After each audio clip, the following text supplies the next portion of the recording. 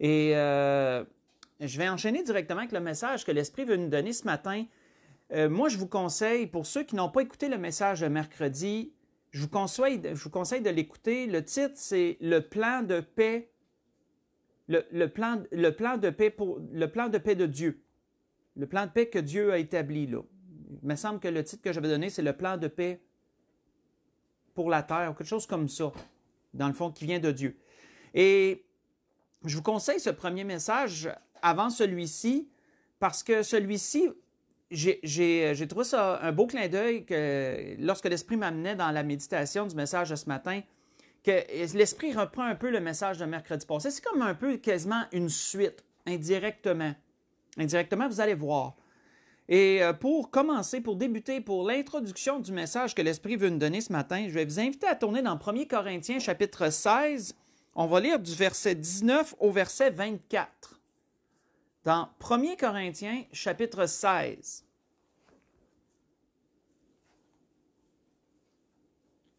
On va lire du verset 19 au verset 24.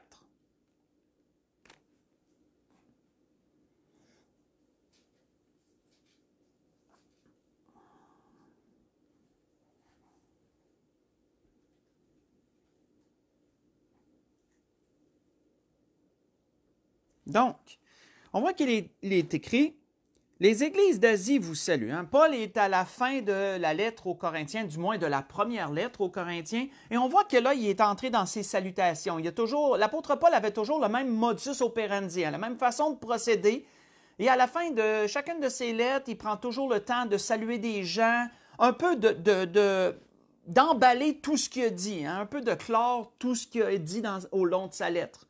Donc, on est rendu dans les salutations ici qui vont clore la première lettre aux Corinthiens.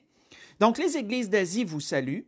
Aquilas et Priscille, avec l'église qui est dans leur maison, vous saluent beaucoup dans le Seigneur. Tous les frères vous saluent. Saluez-vous les uns les autres par un saint baiser. Les recommandations que l'apôtre Paul fait aux Corinthiens. Ensuite, il dit, si quelqu'un n'aime pas le Seigneur, qu'il soit anathème. Maranatha. Que la grâce du Seigneur Jésus soit avec vous. Mon amour est avec vous tous en Jésus-Christ. On va arrêter ici. Donc, comme je vous l'ai mentionné, du verset 19 au verset 21, nous voyons les salutations. Les salutations habituelles auxquelles Paul pense. Certaines personnes vous saluent. C'est un peu comme nous, quand il dit hey, « Tu diras salut à telle personne lorsque tu vas avoir. » Bien, l'apôtre Paul faisait de même. Donc, mais on voit qu'au verset 22, c'est vraiment le verset 22 sur lequel l'Esprit veut nous interpeller ce matin. On voit que le verset 22 sort un peu du contexte. Si vous avez remarqué, il y a des salutations, ça semble chaleureux, et ça semble pas que c'est sûr, ça l'est sûrement. Et là, on voit le verset 22 qui est comme une pensée qui est comme pris en dehors du contexte des salutations, où Paul dit premièrement, si quelqu'un n'aime pas le Seigneur, qu'il soit anathème. C'est une drôle de déclaration à introduire en pleine salutation. Moi, j'ai trouvé personnellement. Si quelqu'un n'aime pas le Seigneur, qu'il soit anathème. Anathème qui veut dire rejeté. Donc, n'oubliez pas qu'il parle à l'église de Corinthe. Puis on sait qu'à dans l'église des Corinthiens, il y avait beaucoup de belles qualités, mais il y avait aussi des divisions, il y avait aussi des faux chrétiens, des Juifs qui s'étaient introduits parmi eux pour essayer de les détourner de la grâce. Il y avait toutes sortes de monde dans l'Église, à peu près comme dans toutes les églises, mais je veux dire, comprenez ce que je veux dire, c'est qu'il y avait des faux chrétiens. Puis là, on voit que l'apôtre Paul glisse ça. Si quelqu'un n'aime pas le Seigneur, qu'il soit rejeté, qu'il soit anathème, ça veut dire qu'il est mis de côté, qu'il est rejeté, excommunié, que les catholiques diraient, mettons. Mais comment reconnaît-on que quelqu'un aime le Seigneur? Si quelqu'un n'aime pas le Seigneur, comment reconnaît-on ça? Si quelqu'un aime le Seigneur ou ne l'aime pas? Parce que c'est facile à dire. Je veux dire, tout le monde peut dire « Ah, moi j'aime le Seigneur », d'autres « Ah oui, moi j'aime le Seigneur ». La langue peut dire beaucoup de choses, comme Jacques le disait, la langue se vante de beaucoup de choses. Mais le Seigneur, lui, avait dit qu'est-ce qu'il pouvait démontrer clairement si on l'aimait ou pas. Faites juste écouter. Le Seigneur, lui, l'avait dit dans ses enseignements à ses disciples. Et voici ce que le Seigneur leur avait dit. Celui qui a mes commandements et qui les garde, c'est celui qui m'aime. Et celui qui m'aime sera aimé de mon Père. Je l'aimerai et je me ferai connaître à lui. Plus loin, Jésus dit encore, « Celui qui ne m'aime pas ne garde pas mes paroles. Et la parole que vous entendez n'est pas de moi, mais du Père qui m'a envoyé. » Ce que je vous ai lu, c'est dans Jean chapitre 14. J'ai lu le verset 21 et le verset 24 de Jean chapitre 14.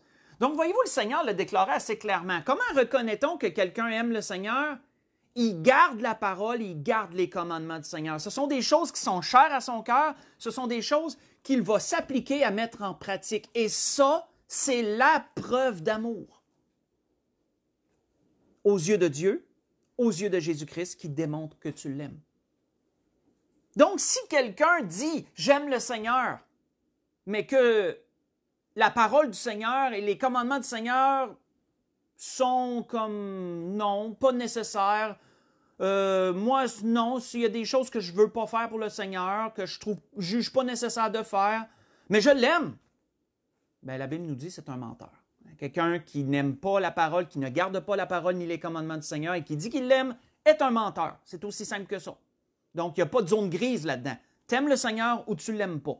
Tu gardes sa parole ou tu ne la gardes pas.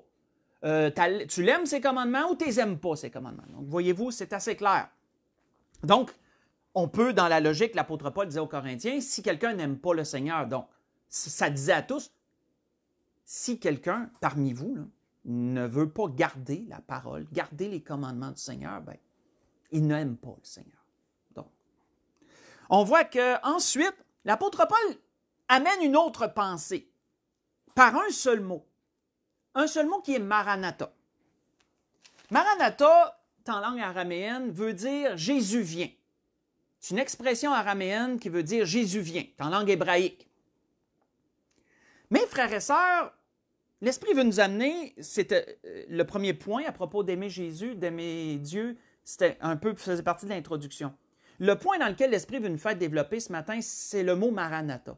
C'est tout ce qui implique la pensée de ça. Comme je le disais, Maranatha, c'est une expression qui veut dire Jésus vient. Mais c'est plus qu'une expression. C'est une déclaration, frères et sœurs. C'est une déclaration formelle.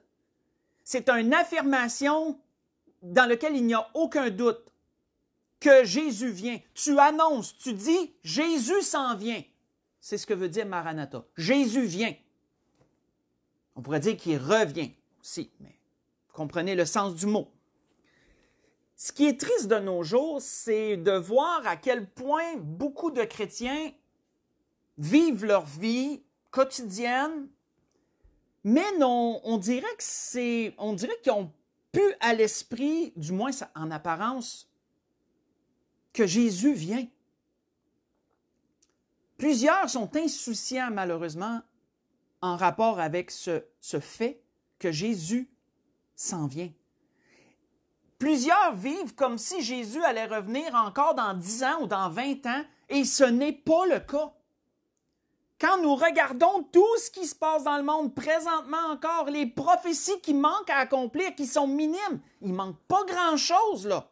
La paix avec Israël, entre Israël et les Arabes, qui va s'en venir selon mon analyse, et je m'avance en disant, et puis je dis selon mon analyse, l'année prochaine, selon mon analyse, et je peux me tromper bien sûr parce que je suis un homme, mais selon ce que j'en vois, l'année prochaine, si le président Trump est réélu, ce qui va probablement être le cas, ce que je souhaite qu'il soit le cas d'ailleurs, nous verrions probablement un plan de paix avec Israël, entre Israël et les Arabes l'année prochaine. C'est personnellement ce que j'en crois, d'après tout ce que je vois.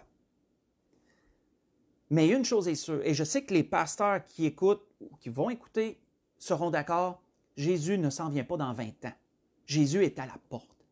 Nous sommes dans la dernière heure. Nous sommes dans la dernière minute, je dirais, dans la grande chronologie du temps de Dieu. Jésus vient, frères et sœurs. Et il est triste de voir combien de chrétiens prennent ça à la légère et pensent que Jésus va s'en venir un jour, bien loin. non, non, non, non. Il y en a beaucoup qui vont être surpris. Et la Bible ne parle pas en vain, là. Beaucoup vont être surpris à quel point Jésus est proche de revenir. Ce qu'on vit présentement nous le démontre encore plus. Satan est en train de jouer le tout pour le tout, frères et sœurs, là, avant le retour du Seigneur, dans tout ce qui se passe. Là. C'est vitesse grand V, là, ce qui se passe dans le monde présentement. Là. C'est l'anarchie 2.0. Là. C'est vraiment ce que Satan, le règne que Satan tente d'établir. Là. Mais qui encore parmi les chrétiens voit ce Maranatha comme étant quelque chose de très prochain? On voit que l'apôtre Paul, faites juste écouter, l'apôtre Paul disait ceci à Timothée. Il dit « Car la grâce de Dieu, source de salut pour tous les hommes, a été manifestée. Elle nous enseigne à renoncer à l'impiété, ce qu'on doit faire présentement, renoncer à l'impiété, aux convoitises mondaines, à vivre dans le siècle présent selon la sagesse, la justice et la piété. » Ça, c'est en gardant les commandements de Dieu. On peut englober ça comme ça. Ensuite, l'apôtre Paul dit à Timothée, en attendant la bienheureuse espérance. C'est quoi la bienheureuse espérance? C'est Maranatha, ça, la bienheureuse espérance, frères et sœurs. C'est Jésus vient. C'est ça, la bienheureuse espérance. Et la manifestation de la gloire du grand Dieu et de notre Seigneur Jésus-Christ. Il s'est donné lui-même pour nous, afin de nous racheter de toute iniquité et de se faire un peuple qui lui appartienne, purifié par lui et zélé pour les bonnes œuvres. Dit ces choses, exhorte, reprend avec une pleine autorité que personne ne te méprise. Ce que je vous ai lu, c'est dans Tite, c'est dans Tite, chapitre 2, j'ai lu du verset 11 au verset 15. Mais on va aller encore plus loin, frères et sœurs, ce matin, dans ce que l'Esprit veut nous donner. Pourquoi devrions-nous tant désirer le retour de Jésus? Pourquoi devrions-nous avoir ce vif désir de voir Jésus revenir là? Pourquoi? L'Esprit veut nous donner des raisons ce matin pour ça. Premièrement, tournons dans l'Apocalypse chapitre 19. Dans le livre de l'Apocalypse, dernier livre de la Bible, chapitre 19. On va lire à partir du verset 6 jusqu'au verset 10.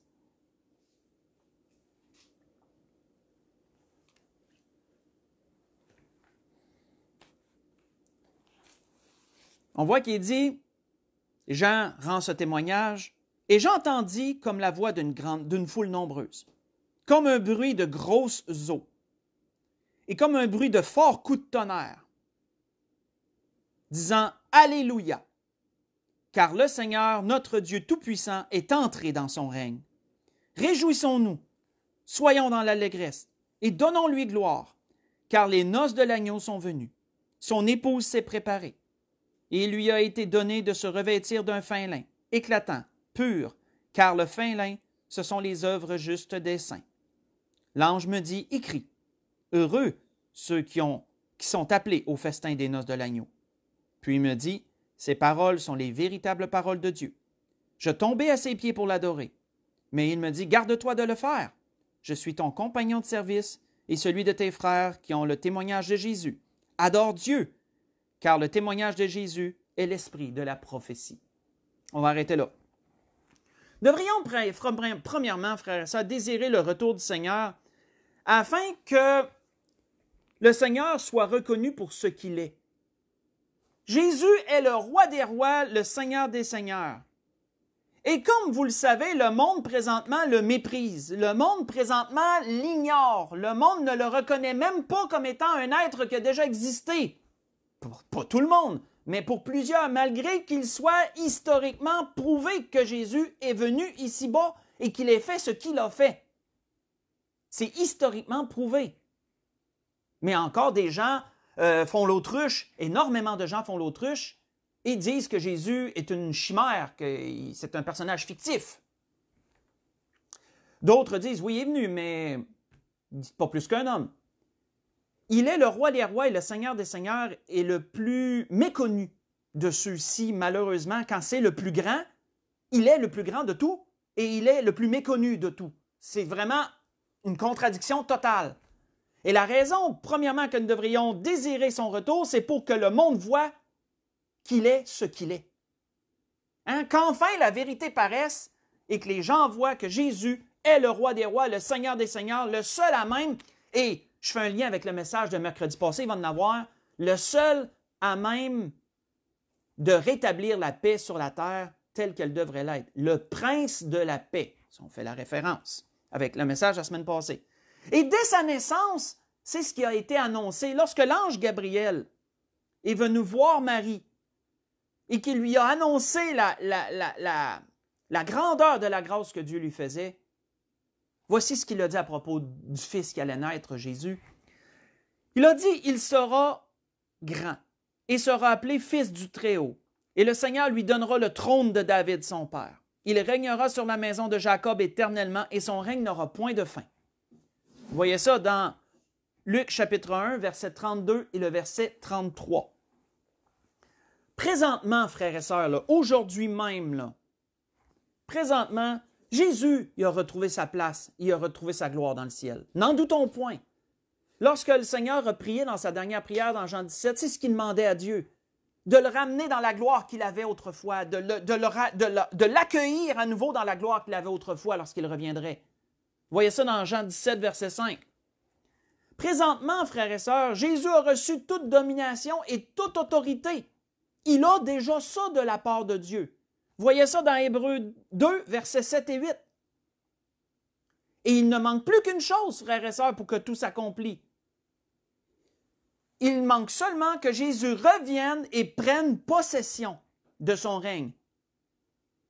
Qu'il revienne et qu'il prenne possession de son règne. Et ça, c'est ça, Maranatha. C'est ça, Jésus vient.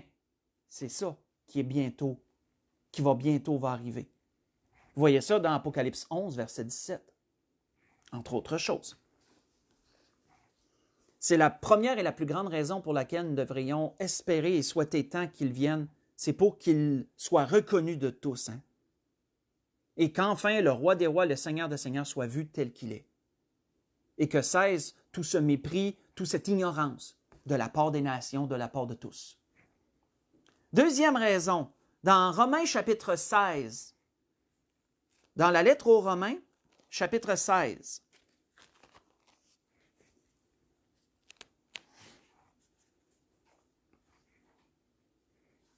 si on lit à partir du verset 17 jusqu'au verset 20,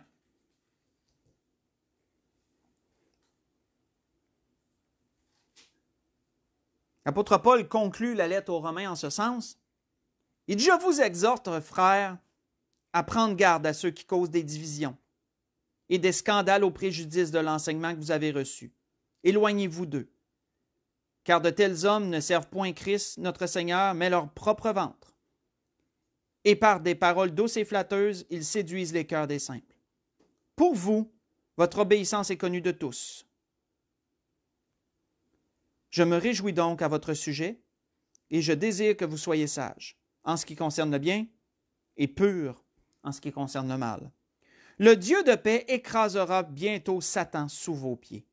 Que la grâce de notre Seigneur Jésus-Christ soit avec vous. » La deuxième raison pour laquelle nous devrions tant espérer, tant souhaiter le retour du Seigneur, le Maranatha, déclarer que Jésus vient, c'est parce que Satan, l'ennemi du peuple, l'ennemi de l'humanité, l'ennemi de la création, va être enfin écrasé, va être enfin mis hors d'état de nuire.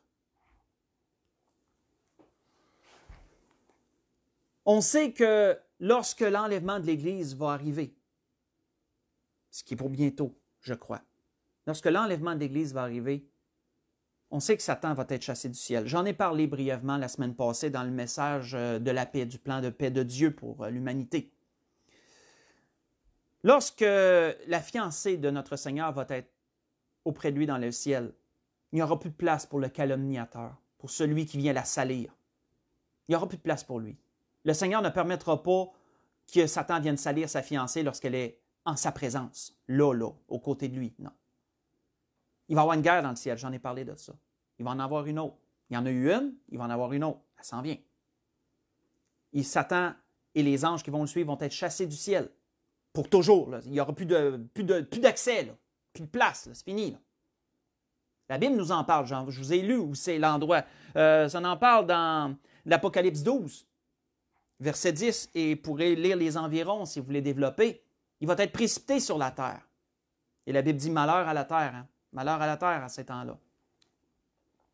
Et on sait que lorsque le Seigneur va revenir, établir la paix sur la terre, délivrer son peuple, délivrer le peuple d'Israël et juger les nations, Satan va être enchaîné, que la Bible nous dit. Il va être enfermé dans l'abîme pendant 1000 ans. C'est ce qui est écrit dans l'Apocalypse chapitre 20, versets 1 à 3. Et Isaïe a déclaré une belle prophétie. Isaïe, dans toutes ses prophéties, a dit quelque chose qui réunit pas mal les deux premiers points qu'on vient de parler, frères et sœurs. Faites juste écouter. C'est très bien décrit de la part d'Isaïe. Et je ne me souvenais pas d'avoir déjà lu ça. Tu sais, parfois, il y a juste des choses qu'on ne se souvient pas qu'on a lues. Mais Isaïe en parle. Voici ce qu'Isaïe nous dit dans ses prophéties. Je vais vous dire ensuite où j'ai lu. En ce temps-là, dit Isaïe, l'Éternel châtira dans le ciel l'armée d'en haut. L'Éternel châtira dans le ciel l'armée d'en haut. C'est qui ça? C'est des anges. L'armée d'en haut, là, c'est pas les hommes, c'est les anges, ça. Et sur la terre, les rois de la terre. Donc, voyez-vous, il n'y a personne qui va être exempté. Ils seront assemblés captifs dans une prison, l'enfer, l'abîme. Ils seront enfermés dans des cachots. Et après un grand nombre de jours, donc voyez-vous, 1000 ans, c'est un grand nombre de jours. Et après un grand nombre de jours, ils seront châtiés. Pensez la deuxième mort, la seconde mort, la lac de feu et de soufre. Après un grand nombre de jours, ils seront châtiés. Deuxième mort, la seconde mort que la Bible nous dit. La lune sera couverte de honte et le soleil de confusion, car l'Éternel des armées régnera sur la montagne de Sion et à Jérusalem, resplendissant de gloire en présence de ses anciens. Ce que je vous ai lu, c'est dans Ésaïe chapitre 24, j'ai lu à partir du verset 21 jusqu'au verset 23. Prophétie qui est quand même assez exacte, qui réunit quand même les deux premiers points. Jésus revient prendre possession de son règne et l'ennemi qui est enfin mis hors d'état de nuire. Dans Romains chapitre 8, allons voir autre chose. La lettre aux Romains, chapitre 8.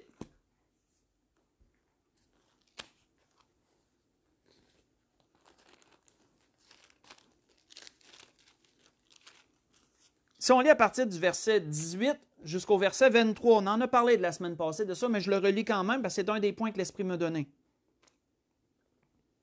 Donc, l'apôtre Paul dit aux Romains,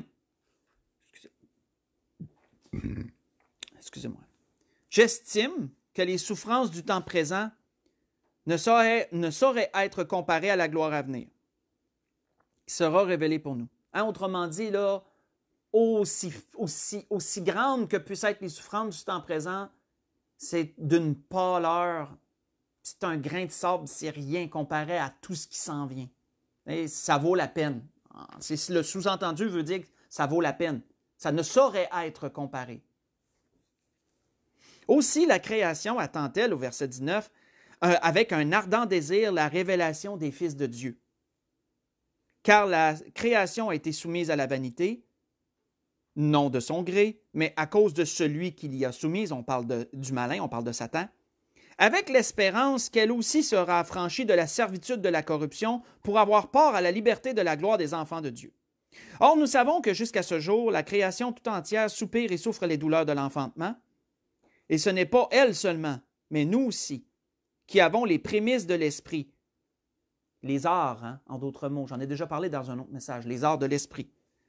Nous soupirons en nous-mêmes en attendant l'adoption, la rédemption de notre corps. Là, autrement dit, le corps changé, glorifié.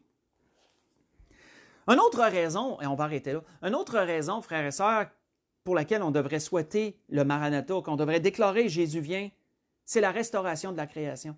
C'est comment le Seigneur va rétablir la création et la ramener comme un Éden, comme le jardin d'Éden. Je dis comme un Éden. Je ne dis pas que ça va être absolument identique au jardin d'Éden, mais ça va être comme un Éden, frères et sœurs. On voit qu'Ésaïe en avait parlé. Ésaïe a tellement parlé de choses grand prophète. Ésaïe, voici ce qu'il disait à propos de ces temps-là. Ésaïe dit, le loup, en parlant de ces temps-là futurs, le loup habitera avec l'agneau. La panthère se couchera avec le chevreau. Le veau, le lionceau et le bétail qu'on engraisse seront ensemble. Et un petit enfant les conduira. La vache et l'ours auront un même pâturage. Leurs petits un même gîte, qui veut dire une même habitation. Le lion, comme le bœuf, mangera de la paille. Pensez en Éden, il n'y avait pas d'animal carnivore en Éden, là. En Éden, tout était herbivore. Tous les animaux étaient herbivores. Même ceux qu'on connaît carnivores de nos jours, on a de la misère à s'imaginer, à cause de leur dentition, à cause de leur constitution, comment ils pourraient redevenir herbivores? Bien, ils l'étaient. Ils étaient herbivores avant la chute, avant le péché. Tout est herbivore dans le Jardin d'Éden. Et cela, avec le règne que le Seigneur s'en vient établir sur la terre, le règne de 1000 ans, ça va redevenir comme ça. En grande partie, ça va redevenir comme ça. La Bible nous dit, le nourrisson s'ébattra sur l'antre de la vipère, l'enfant sevré mettra sa main dans la caverne du basilic. Il ne se fera ni tort ni dommage sur toute ma montagne sainte, car la terre sera remplie de la connaissance de l'Éternel, comme le fond de la mer par les eaux qui la couvrent. En ce jour, le rejeton d'Ésaïe sera là comme une bannière pour les peuples. Le rejeton d'Ésaïe, c'est qui? C'est Jésus. Sera là comme une bannière pour les peuples. Les nations se tourneront vers lui et la gloire sera sa demeure. Ce que je vous ai lu, c'est dans Ésaïe chapitre 11. J'ai lu du verset 6 au verset 10. Dans ce temps-là, frères et sœurs, comme je le mentionnais, les animaux ne seront plus carnivores. Ni les insectes, les plantes, les insectes ne seront plus vénéneuses. Il est même mentionné à d'autres endroits qu'il n'y aura plus de désert.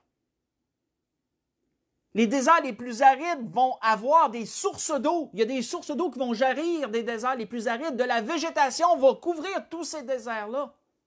Il n'y aura plus de désert, frères et sœurs. Ce sera un Éden. Si vous voulez voir ça, dans Ésaïe 35, versets 1 à 10, c'est très instructif. Il y aura sur la terre la paix et la sécurité pour tous les êtres vivants. Vous voyez ça dans Ésaïe 65, verset 17 au verset 25.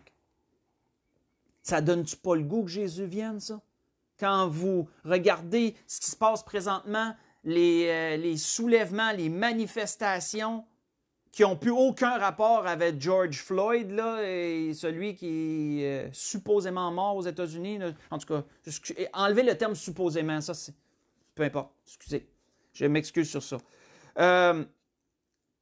Mais voyons-nous que ça l'amène à souhaiter vivement le retour du Seigneur, ça. Juste ça, là. Sans compter le restant là, qu'on a mentionné précédemment. Là. Si on continue, dans Michée, pourquoi devrions-nous souhaiter le retour du Seigneur? Dans Michée, chapitre 4, allons voir cela. Michée au chapitre 4.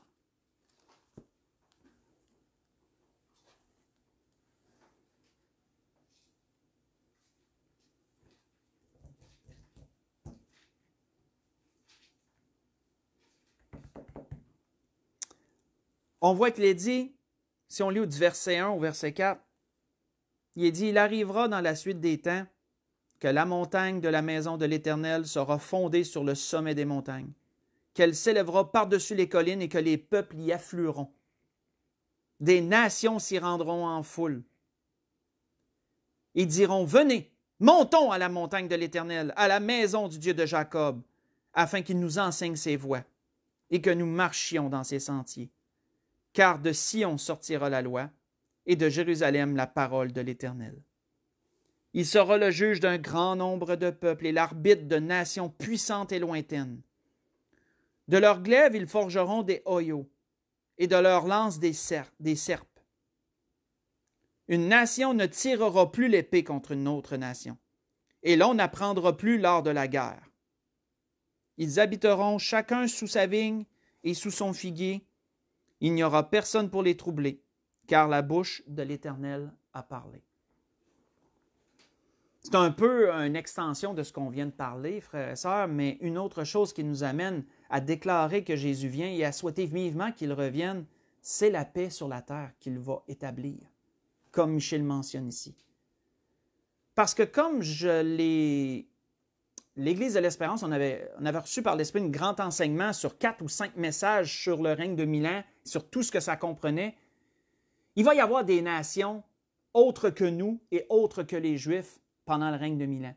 Celles qui auront traversé la grande tribulation puis qui auront survécu à tous les cataclysmes, à tout ce qu'il y aura eu pendant ce temps-là, ces nations-là pourront participer au règne de 1000 ans.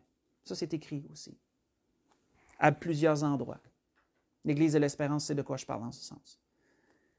Et ce sont de ces nations que Michée parle. Quand il dit que les nations vont affluer, ils vont savoir, ils vont entendre que c'est de là que sort la connaissance de Dieu, que le Seigneur règne. Et ils vont vouloir tous le connaître, ils vont vouloir tous entendre, ils vont vouloir tous être enseignés. Et c'est pour ça qu'ils vont dire, montons là, allons l'écouter, allons être enseignés. Un peu comme une image de la reine de Séba dans l'Ancien Testament, lorsqu'elle avait entendu parler de la grandeur de la sagesse de Salomon, puis qu'elle a parcouru tant de distance pour aller entendre sa sagesse. Si vous voulez un parallèle, là, ça se ressemble. Sauf que là, ça va être plus grand que Salomon. Il y aura plus que Salomon, comme le Seigneur le disait lui-même, à ce moment-là.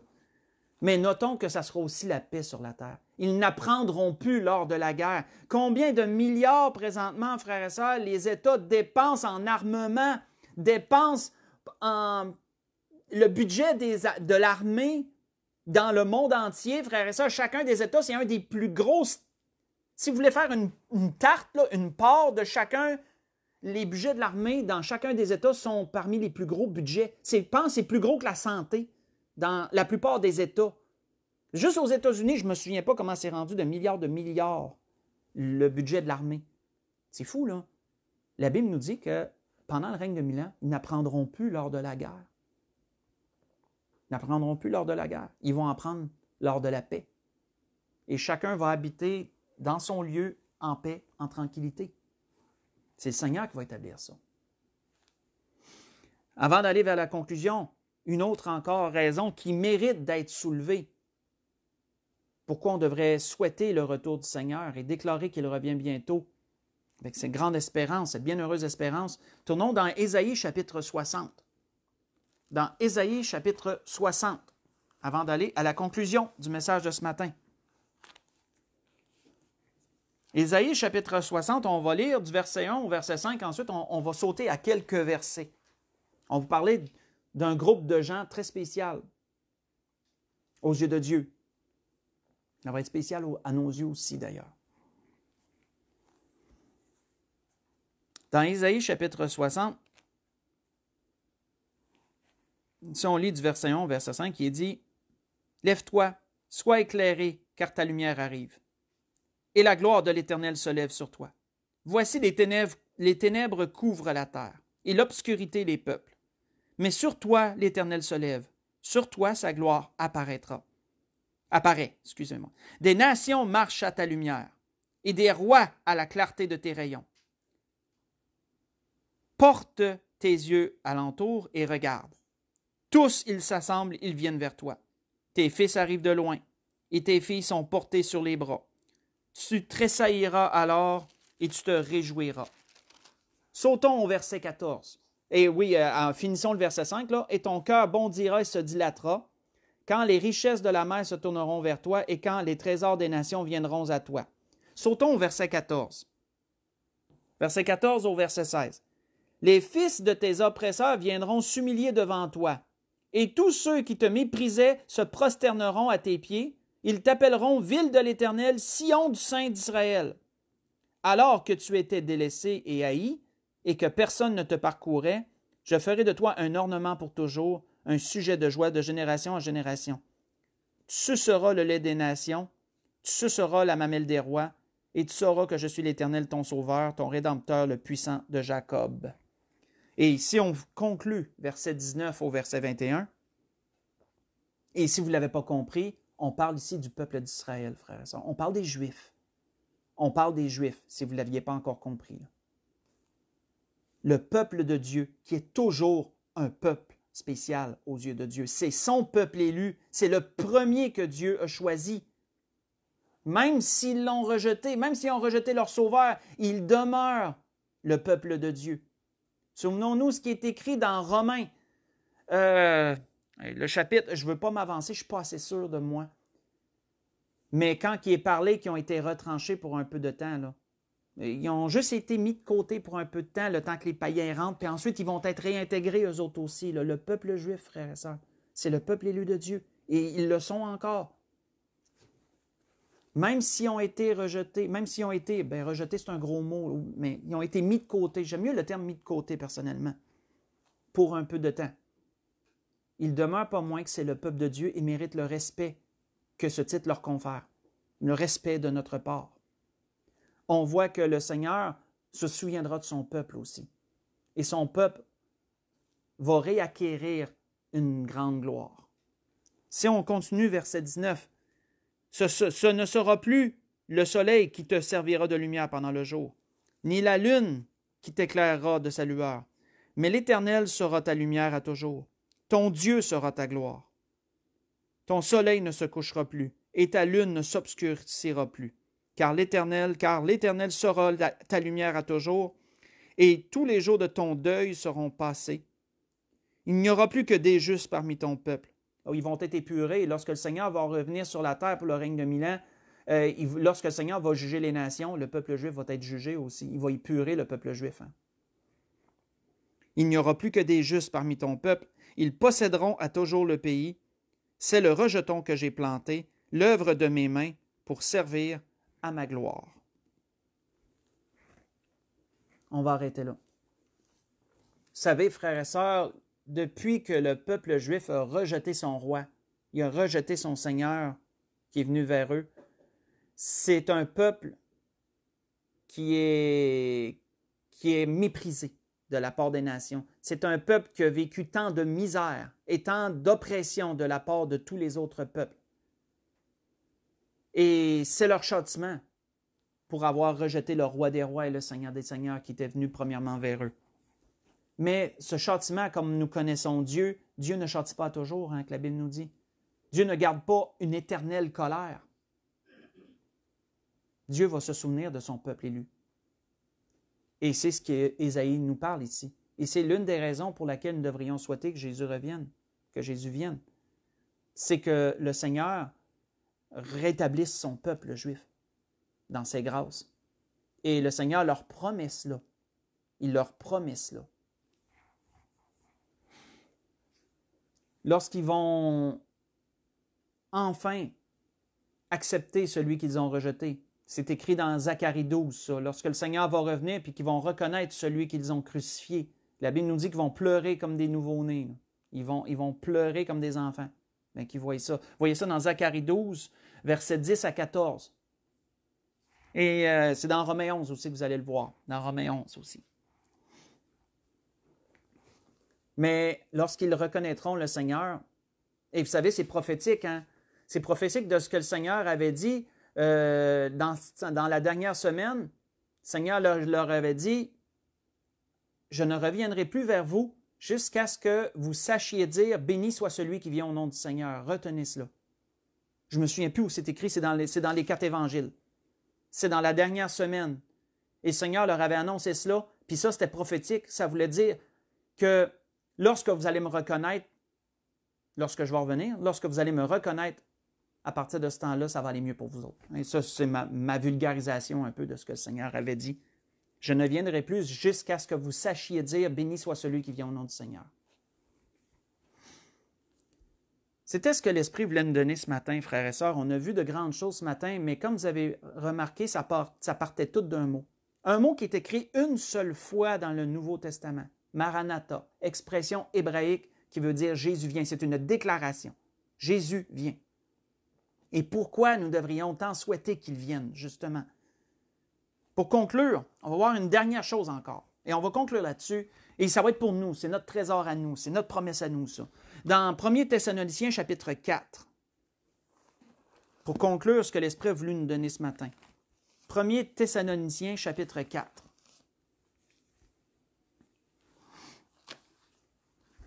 On va lire à partir du verset 15.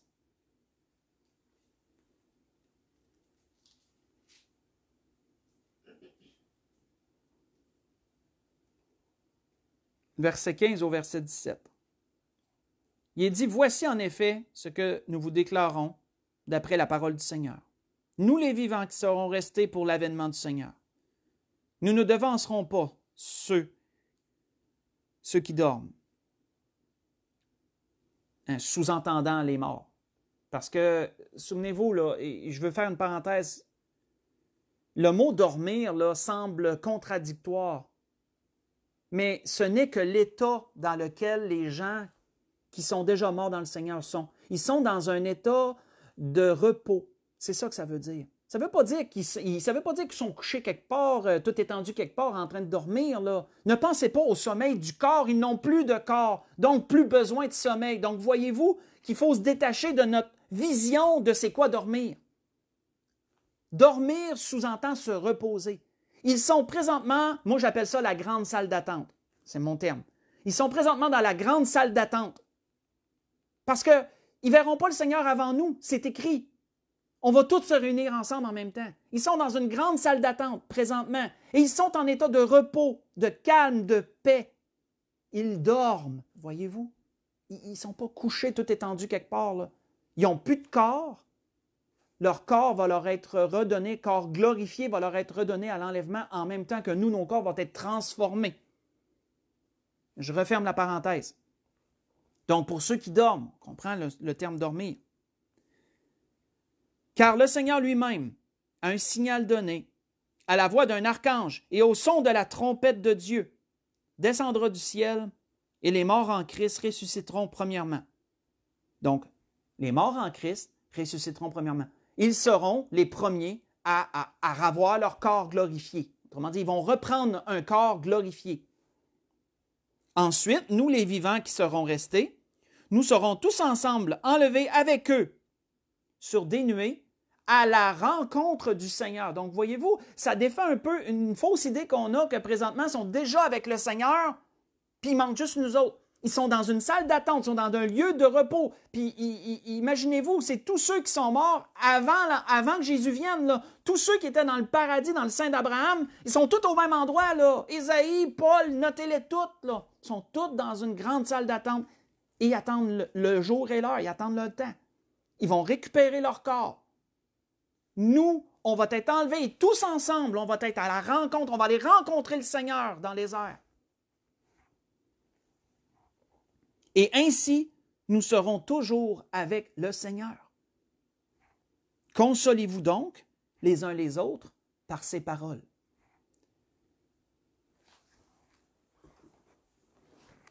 Oui, frères et sœurs, c'est la bienheureuse espérance des enfants de Dieu. Et ça fait aussi, c'est encore une autre grande raison pour laquelle on devrait souhaiter que Jésus vienne. Parce que notre corps va être transformé, glorifié. Fini la maladie, fini la douleur, fini les courbatures, fini les personnes âgées, fini ça. Là. Tous vont avoir un corps qui va être parfait. Comme le Seigneur, lorsqu'il était ressuscité, il a été le premier-né d'entre les morts. C'est ça que ça veut dire. Hein. Il a été le premier à avoir un corps glorifié. Et nous, on va tous suivre, on le suivi, donc on va tout hériter de ça, nous aussi. La réunion qu'on va avoir avec les morts, tant de choses à dire à nos disparus qui sont morts dans le Seigneur. C'est sûr que la relation ne sera plus totalement la même. Comme le Seigneur le rappelait, il n'y aura plus de mari puis de femme là, dans le ciel. Il n'y aura plus de mère puis de fille. Ces liens-là sont charnels. Ça va être des liens différents, mais on va quand même se souvenir de tous les gens qu'on a connus. On va se souvenir de les avoir côtoyés, des liens qu'on avait avec eux. La domination puis le règne qu'on va avoir, le Seigneur va nous donner un héritage. Il nous a préparé une place, on a une part d'héritage dans le plan de Dieu qui se dévoile et qui va se dévoiler encore plus bientôt. Et frères et sœurs, pour conclure complètement, Maranatha, Jésus vient, on devrait tous dire qu'est-ce qu'il a été écrit pas besoin d'y tourner, mais dans les dernières paroles du livre de l'Apocalypse, il a été écrit quelque chose, puis je pense que ça devrait être ça, notre cri, le cri de notre cœur, du moins. Il est écrit, « Celui qui atteste ces choses dit, oui, je viens bientôt. » Ça, c'est Jésus, là. « Oui, je viens bientôt, dit Jésus. » Et qu'est-ce qu'on devrait répondre? « Amen, viens, Seigneur Jésus. » Apocalypse, chapitre 22, verset 20. C'était ce que l'Esprit voulait nous donner ce matin. Je vous souhaite à tous encore une belle journée ensoleillée. Profitez-en. Belle semaine à venir. Continuons à prier pour le déconfinement des lieux de culte, que nous puissions à nouveau se réunir. Je suis sûr qu'on va être tous très heureux de pouvoir se revoir et de pouvoir à nouveau chanter ensemble la louange du Seigneur et profiter de la présence de chacun. Bonne semaine à tous. Que le Seigneur vous bénisse et vous garde.